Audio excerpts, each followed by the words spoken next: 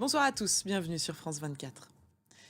10 Israéliennes et 2 Thaïlandais, tous libérés par le Hamas. Ce mardi, ils sont arrivés en Israël après être passés par l'Égypte. Ces libérations ont été permises dans le cadre d'un accord entre le Hamas et Israël, dans lequel le Qatar a joué un rôle clé. Caroline Loyer. Et en échange des otages, les autorités israéliennes ont libéré ce mardi 30 prisonniers palestiniens. Et Israël et le Hamas ont décidé lundi de prolonger la trêve. Elle devait d'abord prendre fin mardi matin, mais elle arrivera à son terme jeudi à 7 heures heure locale. On ne sait pas encore si elle sera de nouveau prolongée et si des otages et des prisonniers seront libérés après jeudi. En tout cas, en France, la porte-parole du Quai d'Orsay milite pour une extension de cette trêve pour des raisons humanitaires. On écoute tout de suite Anne-Claire Legendre.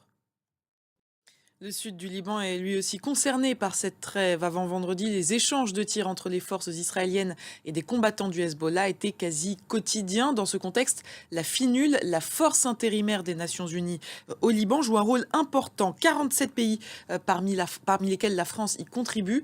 Notre envoyé spécial au Liban, Tarek Kaye, a rencontré des casques bleus français. Regardez. Dans le reste de l'actualité, cette frappe russe en Ukraine, dans la région de Soumy, tout près de la frontière avec la Russie, 2 femmes et une petite fille de 7 ans ont été tuées d'après le parquet régional. Des combats aussi en Birmanie, où les attaques contre la junte militaire se multiplient. Elles sont commanditées par une alliance militaire composée de différents groupes ethniques. Toutes ces attaques ont poussé la Chine à mener des exercices militaires à la frontière avec l'arrivée de 3 navires en Birmanie. Les précisions de Léo Péchard. Ils auront passé 17 jours coincés sous terre. Les 41 ouvriers indiens piégés dans l'effondrement du tunnel de Silkaria ont été secourus ce mardi. Vous allez le voir, ils ont été accueillis en héros à leur sortie. Alexandra Quarini. L'exposition universelle en 2030 aura lieu à Riyad, en Arabie Saoudite. La flèche de la cathédrale Notre-Dame s'est de nouveau dressée dans le ciel de Paris.